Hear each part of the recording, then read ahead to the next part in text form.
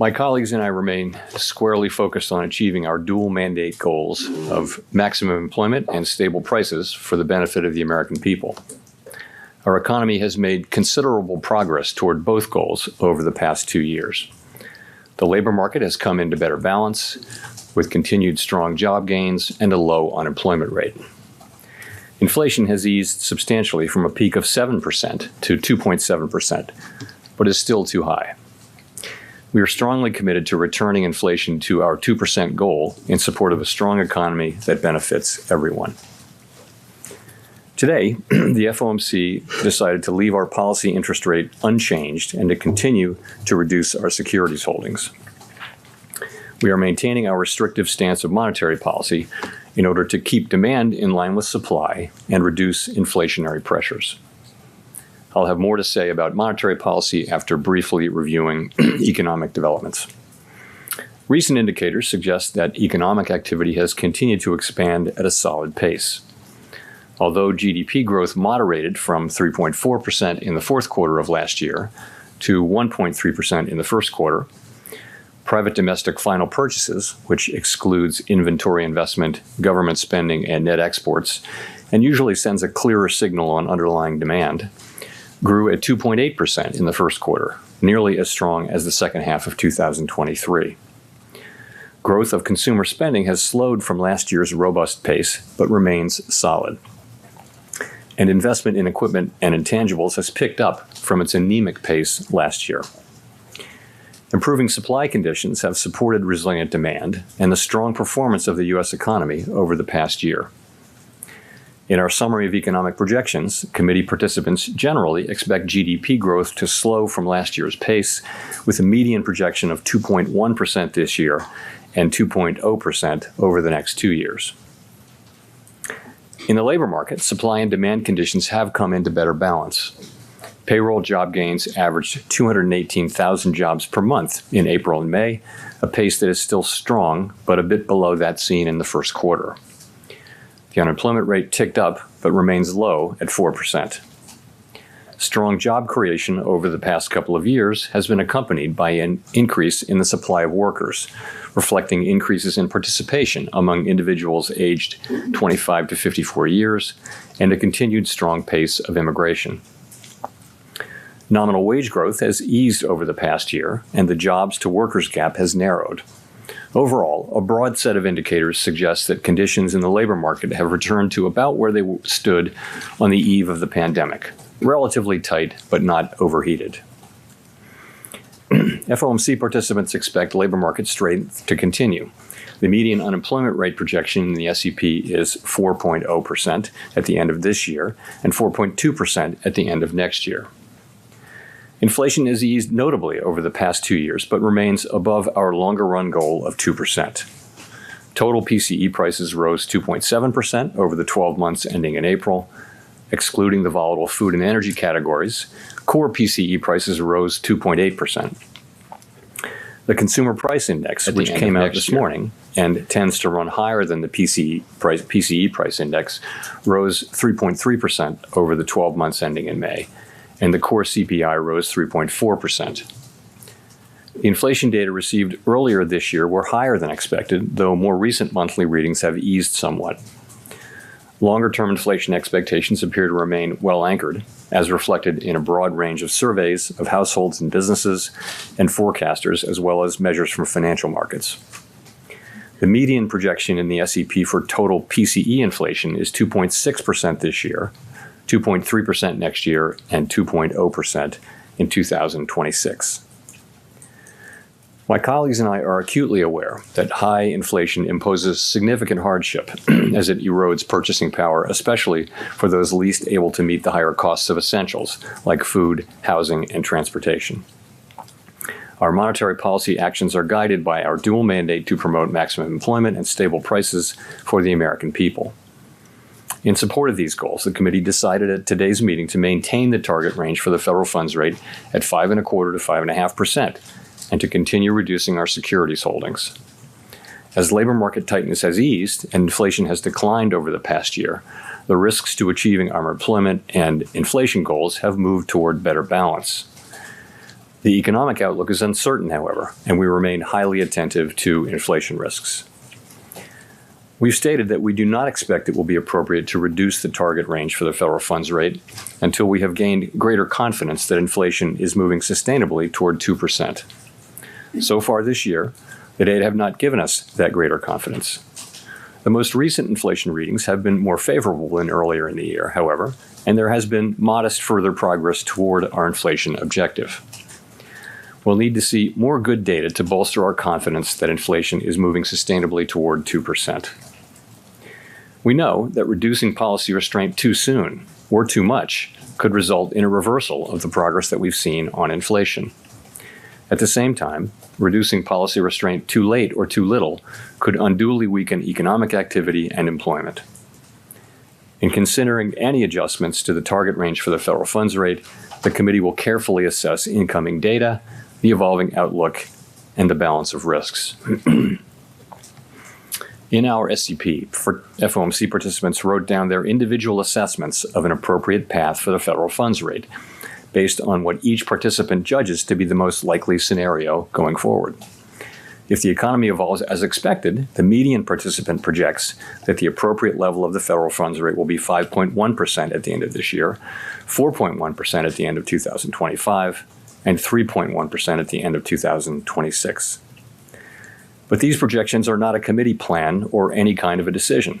As the economy evolves, assessments of the appropriate policy path will adjust in order to best promote our maximum employment and price stability goals.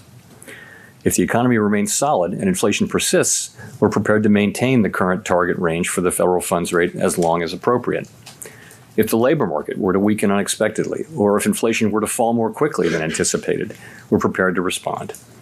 Policy is well positioned to deal with the risks and uncertainties that we face in pursuing both sides of our dual mandate. We'll continue to make our decisions meeting by meeting, based on the totality of the data and its implications for the outlook and the balance of risks. The Fed has been assigned two goals for monetary policy: maximum employment and stable prices. We remain committed to bringing inflation back down to our 2% goal and to keeping longer-term inflation expectations well anchored. Restoring price stability is essential to achieving maximum employment and stable prices over the long run. Our success in delivering on these goals matters to all Americans. We understand that our actions affect communities, families, and businesses across the country. Everything we do is in service to our public mission. We at the Fed will do everything we can to achieve our maximum employment and price stability goals. Thank you, and I look forward to your questions. Thank you, Mr. Chairman. Steve Leisman, CNBC. Just wondering if you could walk me through the committee's average inflation forecast. Core PCE is now forecast to be 2.8% by the year end. It's already 2.75, and after today's number, there were several forecasts on the street that it would be 2.6 at the end of this month. Does that tell you that the average official expects no further progress in inflation, and in fact that it's going to get worse? And if you have this wrong, doesn't it mean that you could have wrong the outlook for rates there? Yeah, so what's going on there is that we had very low readings in the second half of last year, June through December, really. And we're now lapping those. So as you go through the 12-month window, a very low reading drops out and a new reading comes in. The new reading gets added to the 12-month window. So it's just a slight element of conservatism that we're assuming a certain level of incoming monthly PCE and core PCE numbers. We're assuming, a good but not great numbers. And if you put that on top of where we are now, you get a very slight increase in the 12-month reading. Now, do we have high confidence that that's right? No, it's just a kind of conservative way for forecasting things. If we were to get more readings like today's reading, then of course that wouldn't be the case. So it's just a forecasting device. I think. Let me say that we welcome today's reading and hope for more like that. But if it comes in, just to follow up, it comes in the way you forecast it, it would seem strange for you to be cutting rates at all in context of a rising core PCE. Thank you. Yeah, no, I mean, I think what we said is that we don't think it'll be appropriate to reduce rates and begin to loosen policy until we have more confidence that inflation is moving back down to 2% on a sustainable basis. And that's the test we've applied. I don't know that this rules that in or out. I mean, really, it's a forecast, a fairly conservative forecast, month by month, that would lead to slightly higher 12 months rates by the end of the year. If we get, better ratings than that, then you will see that come down or remain the same. If you're at 2.6, 2.7, that's a really good place to be.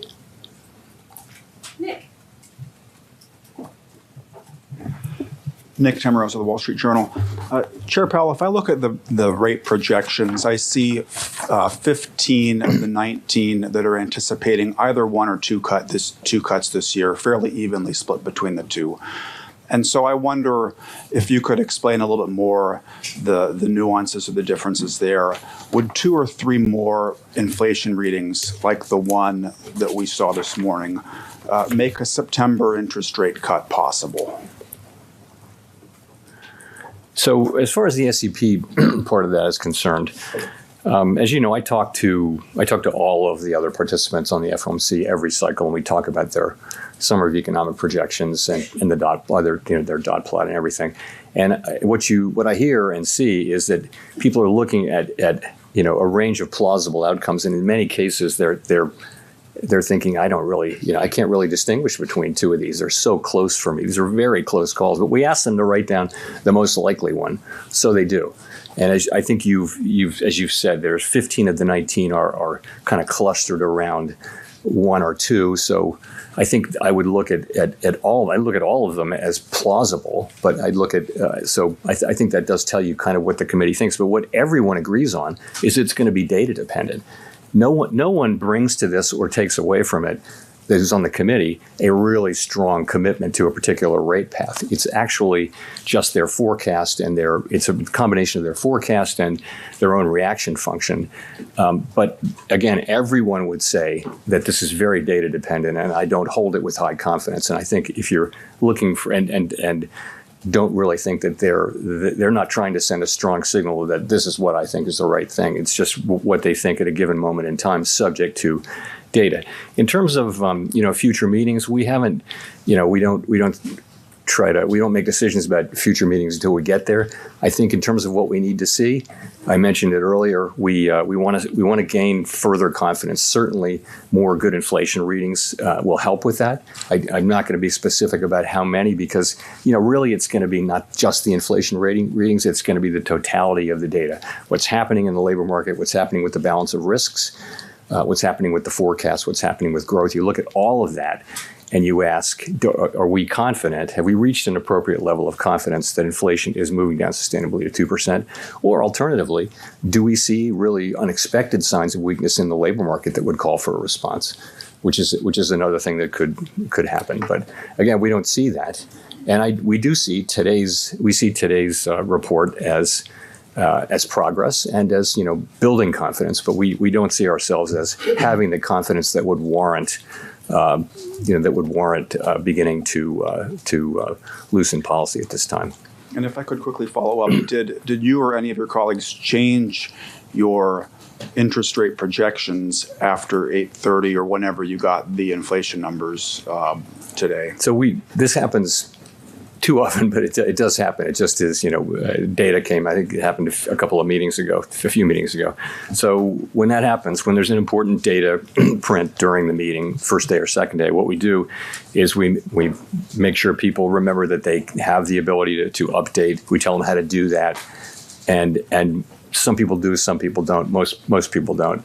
And I'm not going to get into the specifics, but you have the ability to do that, so that what's in the SEP actually does reflect the data that we got today, to the extent you can reflect it in one day. I think you will see PPI tomorrow. We'll know more about the PCE reading as the month goes on, but the initial CPI reading and its kind of first level translation to PCE we did have this morning. We were briefed about it, and people were able to consider whether they should make changes. And as I said, some people generally do, but most people generally don't. John Allen. Hi, Chair Powell, Janelle Martyn from Bloomberg. As you noted, the labor market is now in many ways back to where it was before the pandemic. I wondered if you could comment on how officials are viewing that. So do you think that there still needs to be more cooling in the labor market to bring inflation all the way down to 2%? Or is there any sense that maybe the labor market is more vulnerable now to higher rates now that many of those imbalances have eased? Sure. So by so many measures, the labor market was kind of overheated 2 years ago, and we've seen it gradually move back into much better balance between supply and demand. So what have we seen? We've seen labor force supply come up quite a bit through immigration and through recovering participation. That's ongoing mostly now through the immigration channel, but still we've had some increases in prime age labor force. In terms of on the demand side, we've seen quits moving down. We've seen job openings moving down. We've seen wage increases moving from very, very high levels a couple of years ago back down to more sustainable levels. We have seen unemployment creep up now 0.6 over the course of a year or so, very, very gradually. So you put all that together, what you have is still low unemployment, still 4% unemployment, historically low. But it's moved up a little bit. It's softened a bit, and that's an important statistic.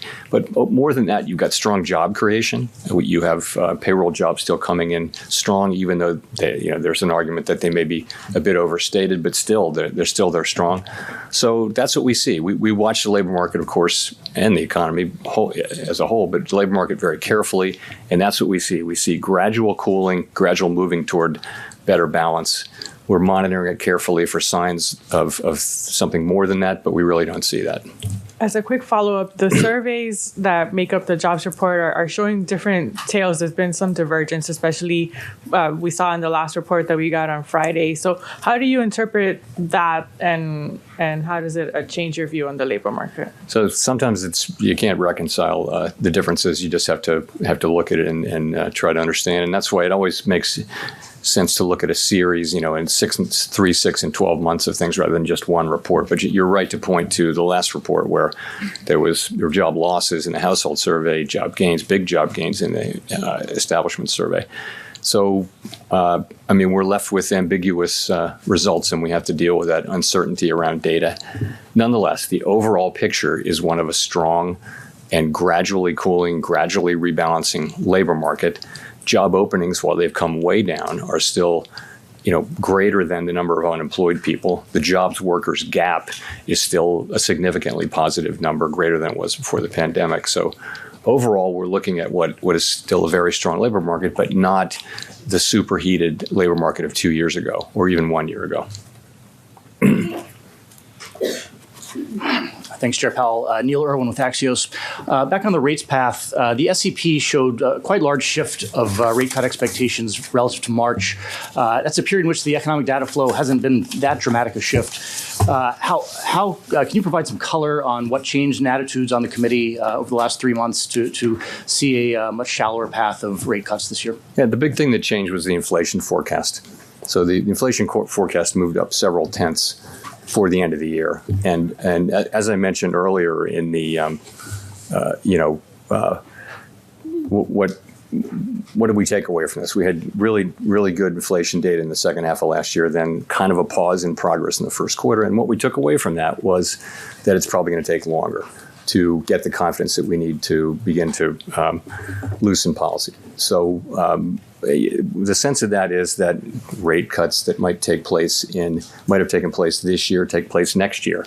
There are fewer rate cuts in the median this year, but there's one more next year. So you really, if you look at year-end 2025 and 26, you're almost exactly where you would have been. Just it's moved later because of that progress. Now you get different data today. So we'll have to see where the data light the way. The economy has repeatedly surprised forecasters in both directions, and today was certainly a better inflation report than almost anybody expected. And we'll just have to see what the incoming data flow brings and how that affects the outlook and the balance of risks.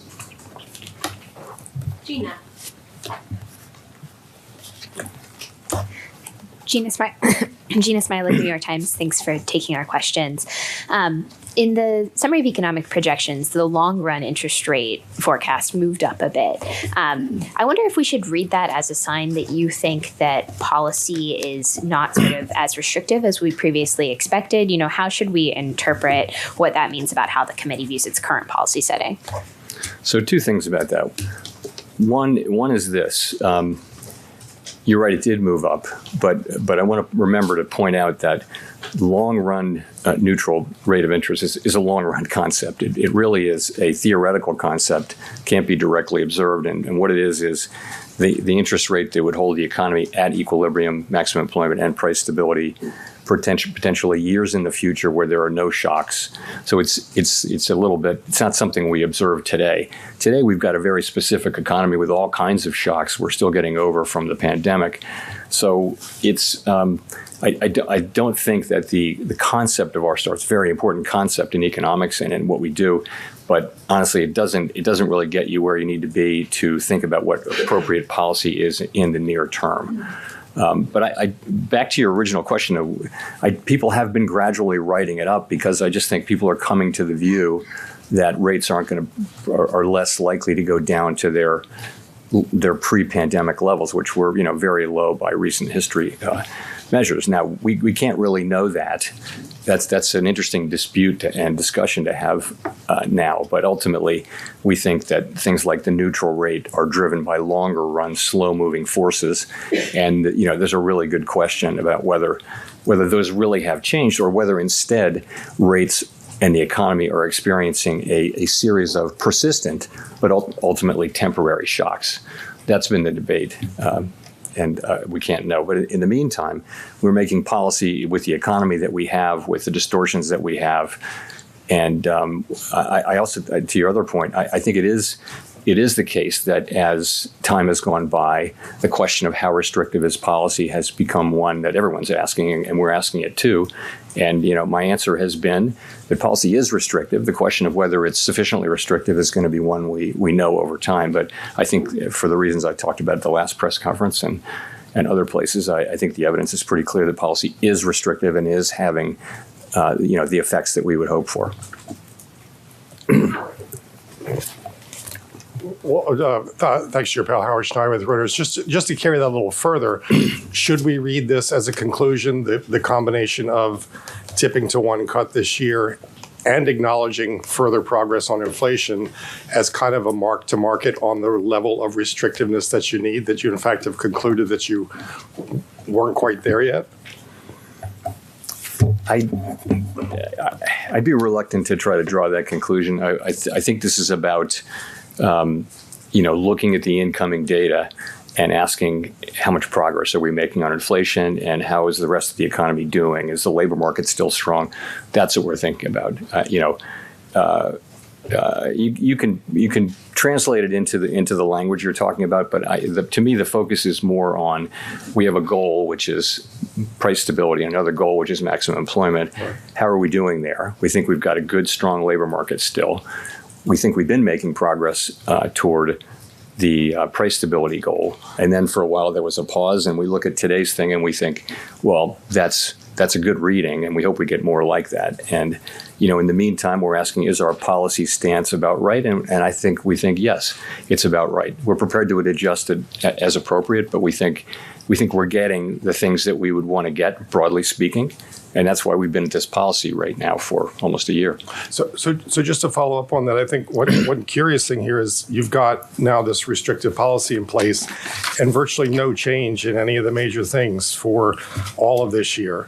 You've got growth that stays above long-run potential throughout the forecast period, unemployment that never goes above the long-run estimate, right, of 4.2. So this isn't a story of slack improving inflation. So where's the improvement in inflation coming from that it's going to pick up pace so much in 2025? Well, it's been coming. Where's it been coming from? We'll start with that. Clearly, a lot of some of what we've been getting is just the reversal of the unwinding of the pandemic-related distortions to both supply and demand. And that is complemented by and amplified, supported by restrictive monetary policy. So those two things have been working together. We've also had a very positive supply shock on the labor side, and also you get a positive supply shock when the supply conditions unwind and return to normal. So you've had, above trend potential growth and high growth, and yet you've had the benefit of inflation coming down, really fast actually last year, and we'll see what the rest of this year brings. So these dynamics can continue as long as they continue. Ultimately, the question is are you down to demand? And we don't know that though. We're look at today's report. If we see more like that, we can't know what the future holds. But in the meantime, we've made pretty good progress on inflation with our current stance. Michael McKee from Bloomberg Radio and Television. The base case of the committee seems to be that there is going to be at least one rate cut this year, but your growth forecast doesn't see any slowdown in the rest of the year, nor does the unemployment forecast see any significant weakening of the labor market. And your inflation forecasts basically average out to no change. So if at the end of the year there is no change from conditions now, why would you anticipate cutting rates? What would be the point for a rate cut? Well, we think policy is restrictive, and we think ultimately that if you just set policy at a restrictive level, eventually you will see real weakening in the economy. So that's always been the thought, is that since we raised rates this far, we've always been pointing to cuts at a certain point, not to eliminate the possibility of hikes, but no one has that as their base case. So no one on the committee does. But so that's how we think about it, and that's what we've been getting. That's what we've been getting is good progress on inflation with growth at a good level and with a strong labor market. Now, ultimately, we think rates will have to come down to continue to support that, but so far they haven't had to, and that's why we're watching so carefully for signs of weakness. We don't really see that. We kind of see what we wanted to see, which was gradual cooling in demand, gradual rebalancing in the labor market while we're continuing to make progress on inflation. So we're getting good results here. Well, to follow up, is there any kind of concern for the housing industry or financial stability, banks, in leaving rates where they are for too long at this point? On housing, the housing situation is a complicated one, and you can see that's a place where rates are really having a significant effect. Ultimately, the best thing we can do for the housing market is to bring inflation down so that we can bring rates down so that the housing market can continue to normalize. There will still be a national housing shortage, as there was before the pandemic. There will still be one, but the distortions that we see now with lock-ins and things like that, low mortgages. In terms of banks, the banking system has been, solid, strong, well-capitalized, lending. We've seen good performance by the banks. We had the turmoil early last year, but banks have been focusing on bringing up their liquidity, bringing up their capital, and having risk management plans in place. So the banking system, seems to be in good shape. Chris. Thanks. Chris Rugaber at Associated Press. I was wondering if we can, on inflation, if you can tell us a little more about where you see inflationary pressure in the economy.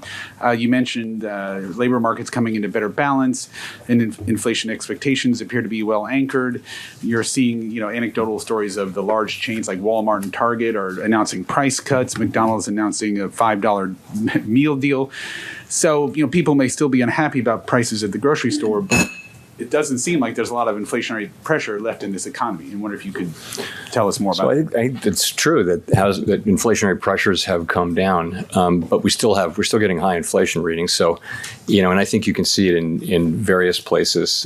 In some parts of non-housing services, you see elevated inflation still, and that's probably to do with wages.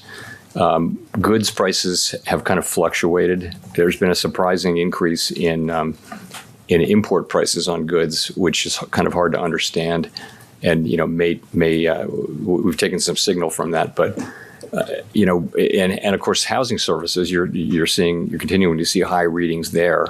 to some extent, that's catch-up inflation from earlier pressures. But I mean, overall, you're right. Inflationary pressures have come down. As I mentioned, the labor market has come into better balance. Wages are still running, I would say, above a sustainable path, which would be that of trend inflation and trend productivity.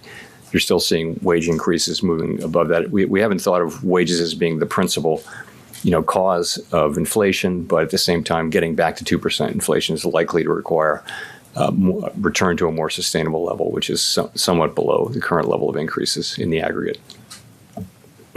Rachel. Hi, Chair Powell, Rachel Siegel from the Washington Post. Thanks for taking our questions. There's obviously a lot of focus on how many cuts could be expected this year, but can you give us a sense of what one cut by the end of the year would actually do to the economy, what you think would be a meaningful difference if there was a cut by the end of the year, or even two? I think if you look back in 5 or 10 years and try to pull out the significance to the U.S. economy of one 25 basis point rate cut, you'd have quite a job on your hands. So that's not how we look at it. Really the whole rate path matters. And I do continue to think that when we do start to loosen policy, that will show up in a significant loosening in financial market conditions, and the market will price in what it prices in. I have no way of saying, we're not at that stage, so I don't know what we'll be thinking about at that time. But it's a consequential decision for the economy, and you want to get it right. And fortunately, we have a strong economy, and we have the ability to approach this question carefully, and we will approach it carefully while we're very much keeping an eye on downside economic risks should they emerge. And you've been talking about this clear sense that it's just going to take longer to have the confidence that's needed for rate cuts. Is there something about what happened in the first couple of months of the year that you're seeing differently now with more time or hindsight? Do you still characterize it as expected bumpiness or something more lasting that is affecting your policy for the rest of the year? We always want to avoid the tendency to dismiss the parts of inflation that we don't like and just make it go away. But we had a quarter where inflation was running higher, and yes, I could stand here and say it's stuff we shouldn't have taken signal from, but it is what it is. You have to, low inflation is low inflation, high inflation. So if you have a quarter where it's higher, we tried not to take signal from the first couple of months, but we got a third month and we said, okay, the signal we're taking is that we think it's going to take longer to get confidence that inflation is moving sustainably on 2%. That's what we said. I think that was the right thing to do. I still think that's the right thing to do. Now we have today's inflation reading, which is very different, very much more positive. We're going to have to see what the trend is, what's going to be the data going forward. We're looking for something that gives us confidence that inflation is moving sustainably down to 2%. And readings like today's, that's a step in the right direction. But one reading isn't. It's only one reading. You don't want to be too motivated by any single data point. Jolene. Hi, Chair Powell. Thank you for taking our questions. I'm Jolene Kent with CBS News. What's your message to Americans who are seeing encouraging economic data but don't feel good about this economy? I don't think anyone knows, has a definitive answer why people are not as happy about the economy as they might be. And we don't tell people how they should think or feel about the economy. That's not our job. People experience what they experience. All I can tell you is what the data show, which is we've got an economy that's growing at a solid pace. We've got a very strong labor market with unemployment at 4%. It's been a long time since we've had a long stretch of time with unemployment at or below 4%, very long time. We had a period of high inflation. Inflation has come down really significantly, and we're doing everything we can to bring that inflationary episode fully to a halt and fully restore price stability. We're confident that we'll get there. And in the meantime, it's going to be painful for people, but the ultimate pain would be a period of long period of high inflation. It is people who, lower income people who are at the margins of the economy who have the worst experience, who experience the most pain from inflation. So, it's for those people, for all Americans, but particularly for those people that we're doing everything we can to bring inflation back down under control. As just a quick follow-up here, you've indicated one interest rate cut sometime this year, and I know you don't have a crystal ball up there, but a lot of people are watching and see, borrowing money remains very expensive. For everybody who's out there waiting on a rate cut, about when can consumers expect some relief? Well, I don't have a precise date for you, but what we said is that we want to make sure that we're confident that inflation is actually moving back down to 2%. And when we are, then we can look at loosening policy. So having that kind of confidence that inflation will be at 2%, it just pays benefits to the whole economy, to all Americans for a long period of time. We had that period for a very long time. We very much want to get back to a place where people can not think about inflation. It's just not a concern in the everyday economic decisions that they make. We were there for a long time, and our goal is to get back to that place. And we've made good progress. And we're in the phase now of just sticking with it until we get it done. Claire. Claire Jones, Financial Times. Just drawing on the change in the statement on there being modest further progress on inflation. Halfway, through the year and after today's CPI release, what have you and other committee members found that has been particularly encouraging to you? And just in terms of the conservatism, how much of that is about stickiness in shelter inflation in particular? Thank you. So encouraging has been that growth, the growth clearly that we had last year, and particularly the second half of last year, and we continue to see still strong growth or solid growth this year. That's been very encouraging. If you go back a year, there was a real concern about, very much slowing growth and a recession. Many forecasters had that, and that's not what happened. Instead, the U.S. is anyway, and it's in sharp distinction with many other advanced economies around the world. So that's been encouraging. I would say that today's inflation report is encouraging, but it comes after, several your reports that were not so encouraging. You ask about. Your second question was really about shelter inflation. So I think if you go back a couple of years, we know that there are renters, and then there are people who own their houses, and we have OER, which is owner's equivalent rent. And so when market-based rents go up sharply, as they did at the beginning when the economy reopened, they really went up sharply. Those play into rollover rents much more slowly for existing tenants than they do for new tenants. And so we found now that there are big lags. So there's sort of a bulge of high past increases in market rents that has to get worked off, and that may take several years. Nonetheless, as long as market rents are going up at relatively low levels, and they still are, this is just going to happen. It just is going to happen more slowly than we thought. We also do sort of this thing where we impute a rental value to owned homes, and that's many countries around the world do that. Some do it differently than us. It's something that the price experts have regularly looked at. It is not something that we're the only country that does, and it's not something we're looking at changing or would look at changing, anytime soon.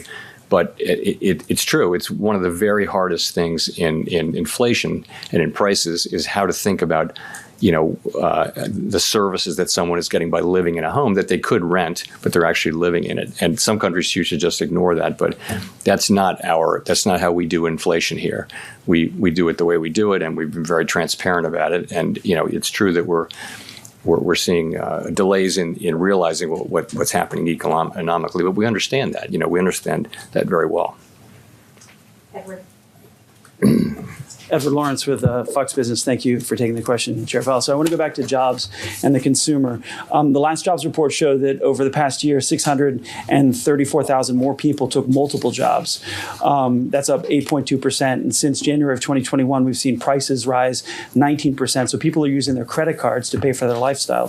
What pressure points will signal to you that the slowing economy could maybe break companies in terms of hiring or break the consumer in terms of spending? So, we monitor all the things you mentioned and more. What we're seeing is basically spending was going up faster than disposable income during big parts of last year rather.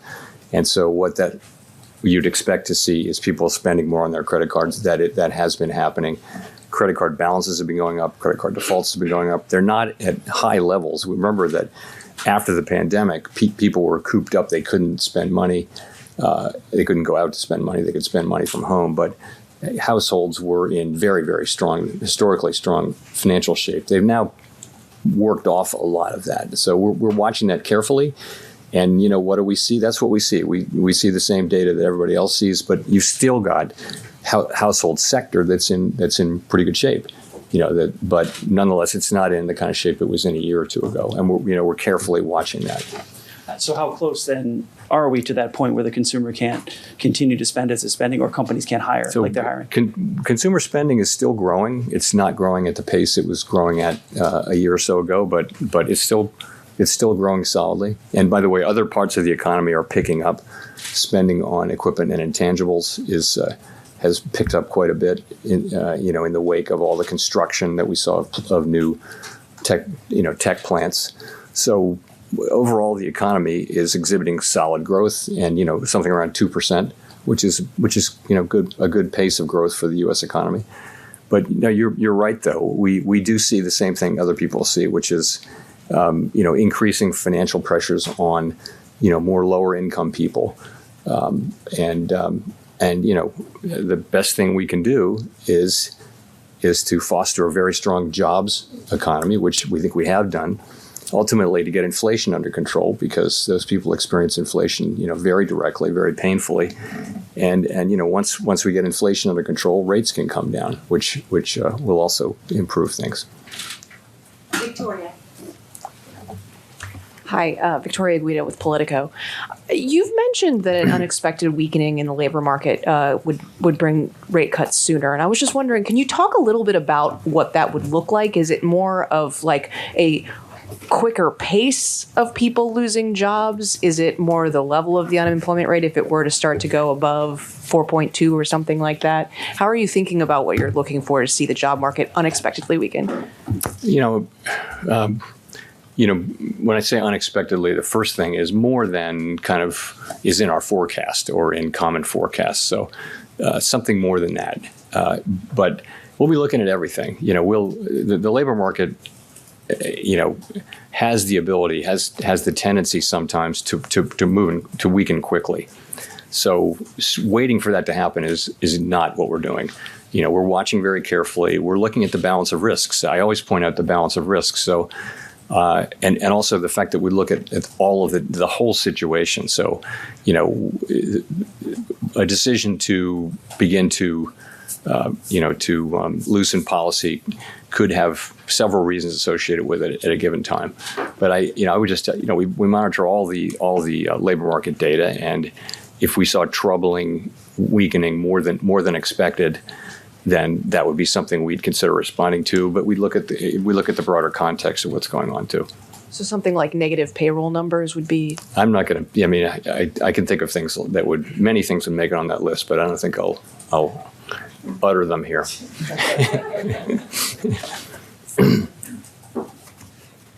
Thank you, Chair Powell. Simon Rabinovich with The Economist. May I ask, you mentioned with the slightly higher PC readings earlier this year that it wasn't 1 or 2 months, but 3 months that tipped you to be a bit more cautious in the rate outlook. Should we take from that it looks like May will be quite good for PC as it was for CPI? Does that imply that kind of 2 more good months would reinstill the confidence that rate cuts could be coming sooner than you currently project? I don't actually have that kind of mechanical thing in my thinking. I get that, as many good ones as we had bad ones, but no, it's not like that. It's the whole. It's going to be the totality of the data, the labor market data, the growth data. In terms of inflation, you'd want to see real progress that builds your confidence that we are on a path down to 2%. And I don't want to try to give you specific numbers of things because that points to dates, and I just don't think we're not at a point of being able to do that.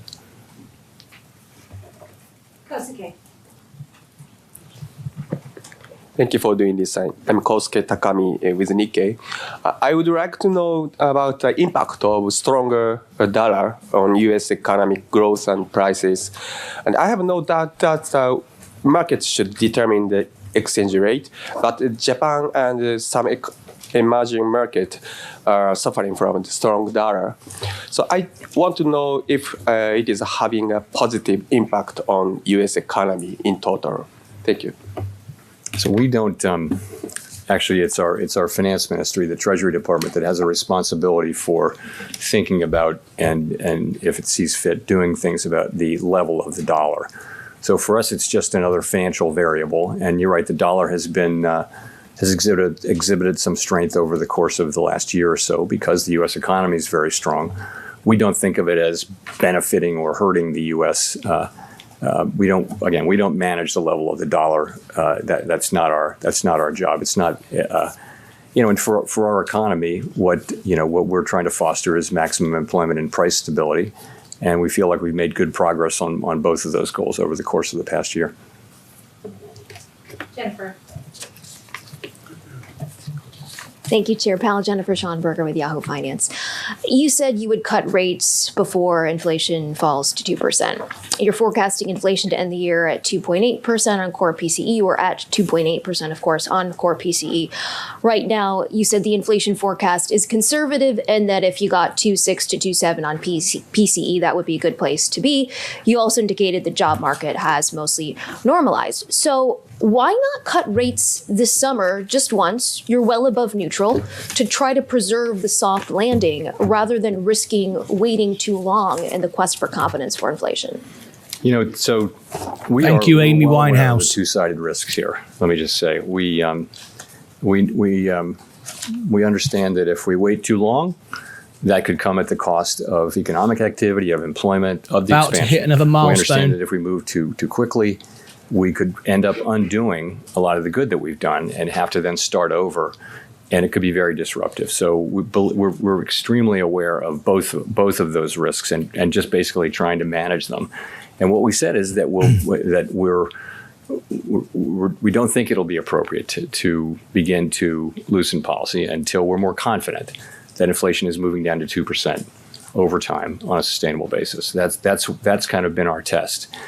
Or there's another test, which is an unexpected deterioration in labor market conditions. So I think that's the right way for us to think about it. That's our dual mandate there, and we have a strong economy. We've got growth. All forecasts are very commonly around 2%. That's a strong growth rate for our economy. The labor market continues to print jobs at a pretty high rate. Unemployment's still low, so we have the ability now to approach this question carefully, and that's what we're doing. Just to follow Chair Powell, do you need to be ahead of a weakening in the labor market? Otherwise, is it too late, given that the labor market is a lagging indicator, right, when you look at the monthly jobs data? Yeah, we completely understand that that's the risk, and that's not our plan, is to wait for things to break and then try to fix them. We're trying to balance these two goals in a way that is consistent with our framework, and we think we're doing that. Evan.